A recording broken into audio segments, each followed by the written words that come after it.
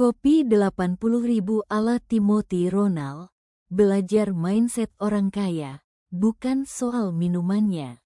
Perdebatan soal kopi 80.000 seringkali berhenti di permukaan, mahal, tidak masuk akal, pamer, atau tidak relevan dengan realitas kebanyakan orang.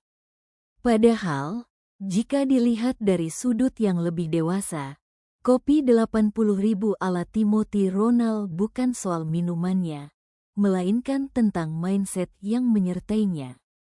Orang dengan pola pikir berkembang tidak melihat harga sebagai hambatan, tetapi sebagai sinyal nilai. Mereka bertanya, apa yang bisa dipelajari dari lingkungan ini? Siapa saja orang yang ada di dalamnya? Dan energi apa yang sedang bekerja di ruang tersebut? Nongkrong di tempat dengan standar tinggi seringkali bukan soal gaya hidup, melainkan investasi sosial dan mental. Timothy Ronald kerap merepresentasikan satu pesan sederhana, naikkan standar berpikir sebelum menaikkan penghasilan. Kopi mahal hanyalah efek samping dari cara pandang tersebut. Orang kaya tidak fokus pada berapa mahalnya, tetapi pada apa yang bisa saya dapatkan dari pengalaman ini. Bisa jadi itu jaringan, ide, inspirasi, atau sekadar suasana yang mendorong produktivitas dan kepercayaan diri. Belajar mindset orang kaya berarti belajar menempatkan diri di lingkungan yang mendorong pertumbuhan. Energi lingkungan memengaruhi cara berpikir. Duduk di tempat yang sama dengan orang-orang yang punya visi, ambisi, dan disiplin tinggi secara tidak langsung membentuk ulang cara kita melihat uang, waktu, dan peluang. Ini bukan mistik, tapi psikologi sosial yang nyata. Sering kali yang membuat seseorang stagnan bukan kurangnya kemampuan, melainkan terlalu nyaman di lingkungan dengan standar rendah.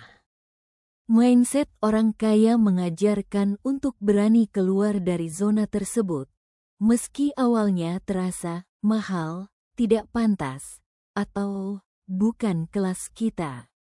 Justru disitulah proses pembentukan mental terjadi.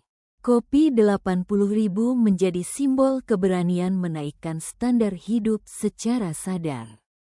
Bukan untuk pamer, tetapi untuk membiasakan diri bahwa kualitas layak dibayar, dan diri sendiri layak berada di ruang-ruang yang lebih besar.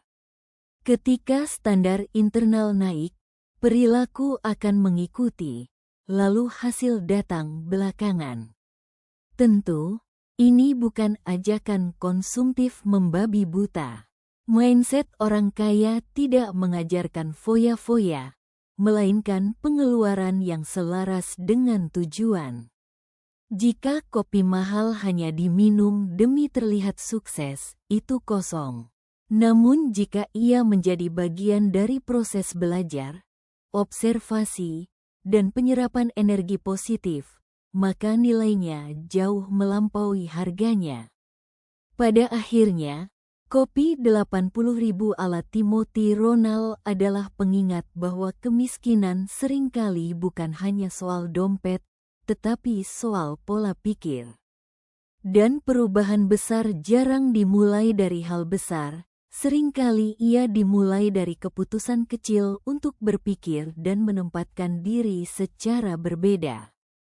Bukan kopinya yang mengubah hidup, tetapi mindset di balik pilihan itu.